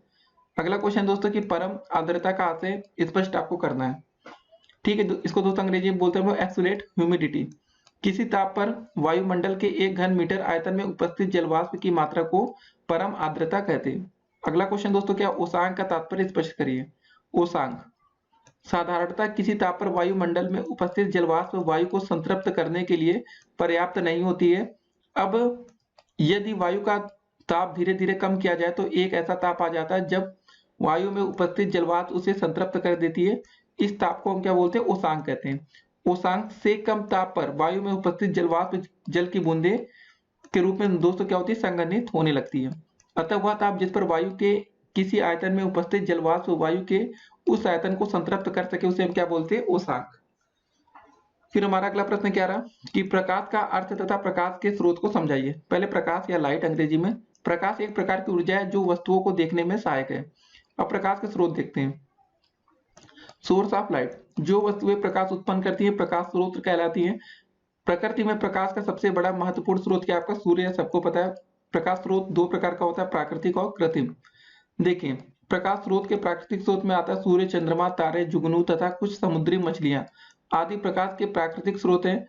कृत्रिम प्रकाश स्रोत में ऐसे प्रकाश स्रोत जो मानव द्वारा निर्मित किए जाते हैं कृत्रिम प्रकाश स्रोत कहलाते हैं। जैसे दोस्तों जलती हुई मोमबत्ती, मिट्टी के तेल का लैंप हो गया, दीपक हो गया, टार्च और लालटेन, विद्युत बल्ब, ट्यूबलाइट, CFL, पेट्रोमैक्स आदि। या LED भी दोस्तों आजकल आप देख रहे होंगे। अगला क्वेश्चन है प्रकाश का परावर्तन तथा परावर्तन के आपको नियम बताने हैं। तो प्रकाश का परावर्तन हम देखते हैं, किसी चमकदार सतह पर पड़ने वाली प्रकाश की किरणों को सतह पर सतह द्वारा पुनः उसी माध्यम में वापस भेजने की क्रिया को प्रकाश का परावर्तन कहते हैं। परावर्तन के नियम देखते हैं। पहला दोस्तों, आपाती किरण आपतन बिंदु पर अभिलंब तथा परावर्ती किरण तीनों एक ही तल में होते हैं। दूसरा, आपतन कोण सदैव परावर्तन कोण के बराबर होता है। अगला क्वेश्चन है, परावर्तन के प्रकार बताइए। प्रकाश के परावर्तन के नियम को चित्र द्वारा समझाना। डीएलएड 2018 में क्वेश्चन भी आया। परावर्तन के दो प्रकार होते हैं, नियमित परावर्तन और अनियमित परावर्तन। नियमित परावर्तन दोस्तों आप ऐसा कुछ देख रहे हैं, ऐसे आ रहा है ऊपर जा रहा है, ठीक है ना। देखिए, चिकनी सतह पर होने वाले परावर्तन को नियमित परावर्तन कहते हैं। यह परावर्तन किसी एक दिशा में होता है, जैसे समतल दर्पण पर परावर्तन। फिर दोस्तों बारी आती है अनियमित परावर्तन। खुरदरी सतह से होने वाले परावर्तन को अनियमित परावर्तन कहते हैं। यह सभी दिशाओं में अनियमित रूप से हो सकता है, जैसे लकड़ी की तख्ती से परावर्तन। तो दोस्तों लकड़ी में गिर रहा है, इधर उधर जहां भी जा रहा है, ठीक है। फिर अगला प्रश्न क्या है, प्रकाश के अपवर्तन के नियमों का वर्णन आपको करना है। तो इसको देखते हैं चले। तो पहला दोस्तों इसके दो नियम होते हैं। पहला, आपतित किरण, अपवर्तित किरण तथा आपतन बिंदु पर अभिलंब तीनों एक ही तल पर होते हैं। ये अपवर्तन की बात हो रही है, इससे पहले भी हमने परावर्तन देखा था। फिर दूसरा दोस्तों जो इसका बिंदु की आपतन कोण की ज्या, ठीक है ना, साइन आई तथा अपवर्तन कोण की ज्या साइन आर का अनुपात सदैव नियत रहता है। इसे पहले माध्यम के सापेक्ष दूसरे माध्यम का अपवर्तनांक कहते हैं। तो अपवर्तनांक म्यू बराबर होता है साइन आई बटे साइन आर। यह दोस्तों माध्यम का अपवर्तनांक म्यू एम बराबर होता है निर्वात में प्रकाश की चाल बटे में होता है आपका माध्यम में प्रकाश की चाल। हमारा अगला प्रश्न क्या रहा कि ध्वनि से आपका क्या अभिप्राय है, समझाना है। देखिए, ध्वनि एक प्रकार की ऊर्जा है जो हमारे कान के पर्दे में कंपन उत्पन्न करके मस्तिष्क में पहुंचती है। इस प्रकार हम ध्वनि को महसूस करते हैं। अतः ध्वनि एक प्रकार की संवेदना है, किसी वस्तु में कंपन के कारण ध्वनि उत्पन्न होती है। अगला प्रश्न है कि आवर्तकाल से आप क्या समझते हैं। देखिए, आवर्तकाल या पीरियोडिक टाइम यह निश्चित समयांतराल जिसमें आवर्त गति करने वाली वस्तु उसी बिंदु पर उसी दिशा में जाने वाली स्थिति में पुनः आ जाती है, आवर्तकाल कहलाता है। इसे अक्षर टी से प्रदर्शित करते हैं और इसका मात्रक सेकंड होता है। दूसरे शब्दों में कंपन करने वाली वस्तु द्वारा एक कंपन पूरा करने में लिया गया समय उसके कंपन का आवर्तकाल कहलाता है। अगला प्रश्न है हमारा कि तरंग दैर्ध्य क्या है। तरंग दैर्ध्य या इसको वेवलेंथ बोलते हैं। तरंग गति में समान कला में दोलन करने वाले दो क्रमागत कणों के बीच की दूरी को तरंग दैर्ध्य कहते हैं। इसे लैम्डा से व्यक्त करते हैं और इसका मात्रक मीटर होता है, ठीक है ना। तरंग वेग, आवृत्ति तरंग, तरंग दैर्ध्य में संबंध। तो दोस्तों v बराबर होता है n लैम्डा या v बराबर होता है लैम्डा बाई टी। अगला प्रश्न है हमारा, तरंग के प्रकार आपको बताने हैं। यह क्वेश्चन दोस्तों यांत्रिक तरंगों का आवृत्ति के अनुसार वर्गीकरण करने को आ सकता है। तो यांत्रिक तरंगे देखते हैं। वे तरंगे जिनके संचरण के लिए भौतिक माध्यम अति आवश्यक होता है यांत्रिक तरंगे अथवा प्रत्यास्थ तरंगे कहलाती हैं। अथवा वे तरंगे जो किसी ठोस, द्रव अथवा गैस पदार्थ के कणों के दोलनों द्वारा उत्पन्न होती है तथा आगे बढ़ती है, यांत्रिक तरंगे अथवा प्रत्यास्थ तरंगे कहलाती है। जैसे वायु में ध्वनि की तरंगे, जल में गिरे पत्थर के कारण उत्पन्न तरंगे, रस्सी में दोलनों के द्वारा उत्पन्न तरंगे आदि, ठीक है ना। तो चलिए सबसे पहले दोस्तों बात करते हैं कि माध्यम के कणों के कंपन करने की दिशा के आधार पर यांत्रिक तरंगे आपकी दो प्रकार की होती है। पहला दोस्तों आपका आता है अनुप्रस्थ, दूसरा होता है आपका अनुदैर्ध्य तरंगे, ठीक है ना। एक एक करके दोनों को देखते हैं।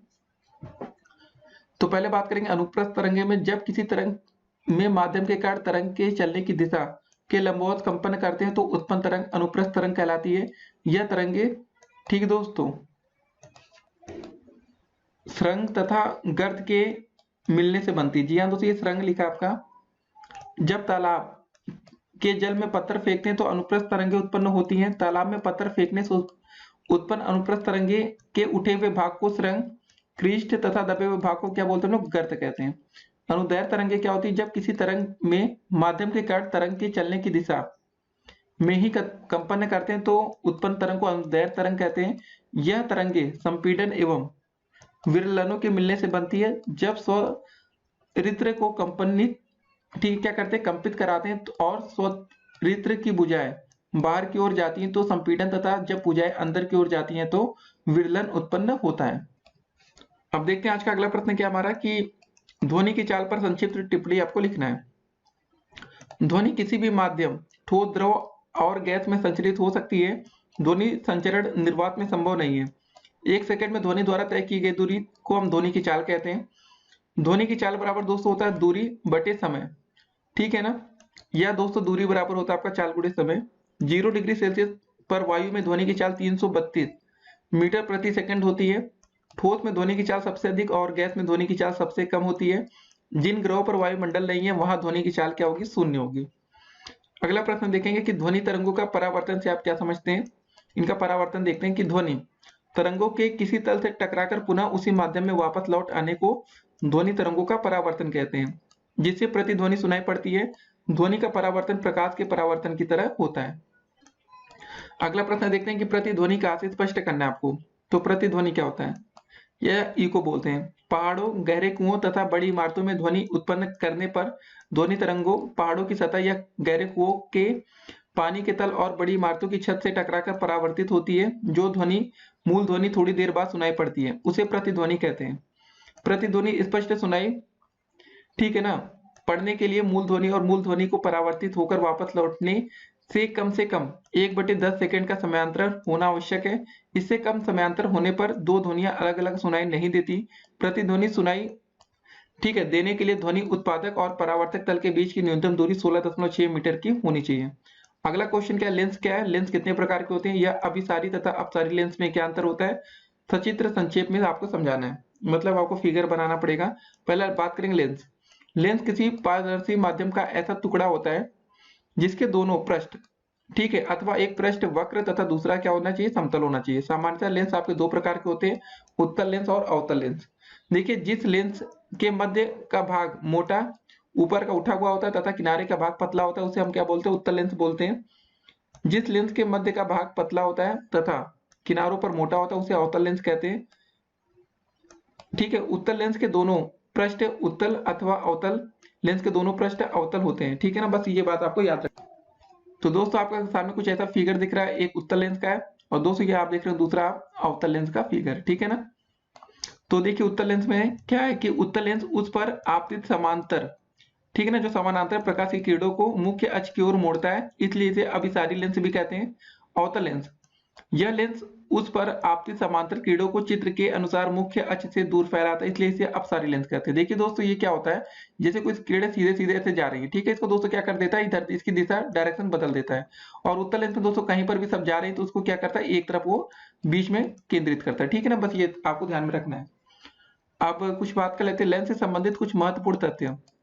सी तथा C2 लेंस के दोनों पृष्ठों का वक्रता केंद्र है, ठीक है ना। अब दोस्तों ये देख रहे होंगे कुछ, और उसके बाद क्या है, लेंस का प्रत्येक पृष्ठ जिस गोले का भाग होता है उसकी त्रिज्या लेंस की वक्रता त्रिज्याएं कहलाती हैं, ठीक है। तो इसका मुख्य अक्ष देख सकते हैं। इसकी परिभाषा दोस्तों देखते हैं कि वक्रता केंद्र C1 C2 से गुजरने वाली रेखा XY लेंस का मुख्य अक्ष कहलाती है, ठीक है ना। आपका X और Y ये मुख्य अक्ष आपका यहाँ पर है। उसके बाद प्रकाशिक केंद्र क्या होता है, देखिए मुख्य अक्ष पर स्थित वह बिंदु जिससे गुजरने वाली प्रकाश की किरणों में विचलन नहीं होता, लेंस का प्रकाशिक केंद्र कहलाता है। चित्र में बिंदु O लेंस का प्रकाशिक केंद्र है, ठीक है ना। तो बस ये सब हो गया। अब देखते हैं आज का अगला प्रश्न कि गोलीय दर्पण के 5 उपयोग आपको लिखना है। गोलीय दर्पण के उपयोग, पहला दोस्तों देखिए कार, बस तथा ट्रक के चालक के पास बाहर दाईं ओर एक उत्तल दर्पण लगा होता है। इसकी सहायता से चालक अपने पीछे से आने वाले वाहनों को देखकर सतर्क हो जाता है, ठीक है। दूसरा, सड़क पर प्रकाश की किरणों को अधिक से अधिक क्षेत्र में फैलाने हेतु लैंपों को परावर्तक अवतल आकार के बनाए जाते हैं। तीसरा बिंदु, सूर्य से आने वाली प्रकाश की किरणों को केंद्रित करने के लिए अवतल दर्पण का प्रयोग किया जाता है। मोटर वाहनों की बत्तियों में टार्च, ठीक है ना, टार्च के बल्ब के पास तथा परावर्तक दूरदर्शी में अवतल परावर्तक का प्रयोग किए जाते हैं, ठीक है दोस्तों। ऐसे आप बना के लिख सकते हैं, दाढ़ी बनाने में स्पष्ट तथा बड़ा प्रतिबिंब दिखने के लिए अवतल दर्पण का प्रयोग किया जाता है। अब अगला क्वेश्चन हमारा क्या है कि दृष्टि दोष क्या है। देखिए, जब मानव नेत्र के सामने दृष्टि की न्यूनतम दूरी 25 सेंटीमीटर पर रखी वस्तु साफ साफ दिखाई नहीं देती है तो इसे दृष्टि दोष कहते हैं। यह दो प्रकार का होता है। देखिए आप ध्यान रखिएगा, 25 सेंटीमीटर देख लीजिएगा कि आपकी आंखें सही है कि नहीं, आप खुद अपनी आंखों को टेस्ट कर सकते हैं। तो दृष्टि दोष में दोस्तों पहला आता है आपका निकट दृष्टि दोष और दूसरा दूर दृष्टि दोष। निकट दृष्टि दोष में देखिए कुछ व्यक्तियों के नेत्र में मतलब नेत्र लेंस बहुत अधिक वक्र हो जाने के कारण लेंस की फोकस दूरी कम हो जाती है। ऐसी दशा में दूर स्थित वस्तु का प्रतिबिंब रेटिना पर न बनकर उससे पहले ही बन जाता है, जिससे दूर स्थित वस्तु साफ दिखाई नहीं देती। इस प्रकार के दृष्टि दोष को निकट दृष्टि दोष हम कहते हैं। तो दोस्तों ये आपकी दूरस्थ वस्तु है तो आप इसका अवतल लेंस से यूज करके सही कर सकते हैं। अब दोस्तों बात आती है निवारण। निकट दृष्टि दोष को दूर करने के लिए चश्मे में उचित फोकस दूरी का अवतल लेंस प्रयोग किया जाता है। यह लेंस प्रकाश किरणों को अपसारी करके प्रतिबिंब को रेटिना पर बनाता है, जिससे निकट दृष्टि दोष क्या होता है, दूर हो जाता है। ठीक है ना। यहाँ पर दोस्तों देख रहे होंगे आप, कोई दूरस्थ वस्तु थी, या पहले ऐसे रेटिना से पहले आपका प्रतिबिंब बनता था, फिर दोस्तों जब आपने अवतल लेंस को लगा लिया तो ये दूर दूर करके आपका रेटिना पर प्रतिबिंब बनाता है। अब दोस्तों दूसरा आता है आपका दूर दृष्टि दोष। अब ये क्या है, देखिए कुछ व्यक्तियों के नेत्र की वक्रता कम हो जाने के कारण फोकस दूरी बढ़ जाती है, जिससे नेत्र के निकट स्थित वस्तुओं के प्रतिबिंब रेटिना पर न बनकर उसके पीछे बनता है, जिससे निकट रखी वस्तु दिखाई नहीं देती है। इस प्रकार के दृष्टि दोष को हम क्या बोलते हैं, दूर दृष्टि दोष। तो यहाँ पर दोस्त हम क्या करेंगे, देखिए निवारण इसका देखते हैं। दूर दृष्टि दोष को दूर करने के लिए उचित फोकस दूरी का उत्तल लेंस चश्मे में लगाते हैं। यह लेंस प्रकाश किरणों को अपविसारित करके प्रतिबिंब को रेटिना पर बनाता है, जिससे निकट दृष्टि मतलब निकट की दोस्तों जो वस्तुएं होती है वो साफ दिखाई देने लगती है। देखिए जो दोस्तों पहले ये रेटिना के पीछे बनता था, उसके बाद दोस्तों जैसे आपने उत्तल लेंस लगाया तो ये आपका प्रतिबिंब रेटिना पर बनने लगा। अगला प्रश्न क्या आपका, हाइपरमेट्रोपिया को स्पष्ट करना है। देखिए हाइपरमेट्रोपिया क्या होता है, में व्यक्ति दूर की चीजों को आसानी से देख सकता है, परंतु उसे पास की वस्तुएं धुंधली दिखाई देती है या देखने में परेशानी होती है। हाइपरमेट्रोपिया में वस्तु का प्रतिबिंब रेटिना पर न बनकर रेटिना से दूर जाकर बनता है। अगला क्वेश्चन क्या है कि किसी खाली बड़े कमरे में आवाज करने पर उसकी गूंज क्यों सुनाई देती है, इसको देखते हैं। देखिए ध्वनि परावर्तन के कारण गूंज सुनाई देती है। याद रखना ध्वनि परावर्तन के कारण इसकी गूंज सुनाई पड़ती है। प्रतिध्वनि में ध्वनि का परावर्तन केवल एक बार होता है, जबकि गूंज में ध्वनि का परावर्तन बार बार होता है। ध्वनि संचरण के लिए 3 सिद्धांत आपको लिखना है। तो देखिए ध्वनि संचरण का संचरण, देखिए ध्वनि का संचरण निर्वात में नहीं होता है। फिलहाल ध्वनि ठोस, द्रव तथा गैस तीनों माध्यम से होकर गति करती है, अर्थात ध्वनि संचरण के लिए माध्यम आवश्यक होता है। तो वायु में ध्वनि का संचरण, जब कोई वस्तु वायु में कंपन करती है तो सबसे पहले वह अपने निकट के वायु के कणों में कंपन उत्पन्न करती है। ये कण आगे कणों को भी कंपित कर देते हैं। इस प्रकार आपके कान के समीप के कण भी कंपन करने लगते हैं और आप ध्वनि सुनते हैं। दूसरा दोस्तों जो पॉइंट है ध्वनि में, द्रव में ध्वनि का संचरण, इसे हम निम्न प्रयोग द्वारा समझ सकते हैं। देखिए सर्वप्रथम 2 पत्थर के टुकड़े लीजिए, अब दोनों हाथ में लेकर इनकी आपस में टक्कर करें, ध्वनि सुनाई पड़ती है। अब एक बाल्टी में पानी लें, ठीक है ना, और पत्थर के टुकड़ों को बाल्टी के पानी में ले जाकर इनमें टक्कर करें तो ध्वनि सुनाई पड़ती है। हमें ध्वनि सुनाई पड़ती है, इस पे स्पष्ट होता है कि ध्वनि का संचरण द्रव पानी में भी होता है। तीसरा दोस्तों क्या, ध्वनि मतलब ठोस में ध्वनि का संचरण, इसे हम निम्न प्रयोग द्वारा समझ सकते हैं। सर्वप्रथम टीन के 2 डिब्बे लेना चाहिए आपको। प्रत्येक डिब्बे में लगभग 15 से 20 मीटर लंबा धागा डालें। धागे के प्रत्येक सिरे पर पिन लगा दीजिए आप लोग, ठीक है। चौथा, साथी के सहायता से दोनों डिब्बों को एक दूसरे से इतनी दूरी पर ले जाएं कि धागा खींचा तना रहे। आप साथी से बातचीत करें, ध्वनि सुनाई देती है। इसी प्रकार मेज के एक किनारे पर ठोकने से दूसरे किनारे पर आवाज सुनाई देती है।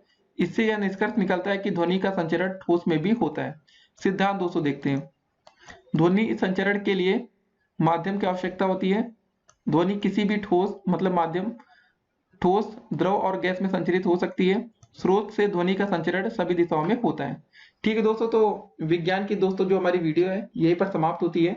तो अगर अभी तक आपने हमारी वीडियो सीरीज के पार्ट 1 और पार्ट 2 ना देखी हो, जी हाँ दोस्तों, इस वीडियो को देखने के बाद अगर आपने पार्ट 1 जिसमें दोस्तों आपने बहुविकल्पी क्वेश्चन को डिस्कस किया, पार्ट 2 जिसमें हमने अति लघु उत्तरीय प्रश्नों को डिस्कस किया है, उसको ना देखा हो तो जरूर देखिएगा। अगर अभी तक आप लोग हमारे चैनल पर नए हो तो पहले चैनल को सब्सक्राइब कर लीजिए, जिससे आने वाली वीडियो की हर एक नोटिफिकेशन आपको सबसे पहले मिले। और इस वीडियो को अधिक से अधिक अपने दोस्तों के साथ व्हाट्सएप ग्रुप में शेयर भी कर दीजिएगा। फिर मिलते हैं, स्टे कनेक्टेड।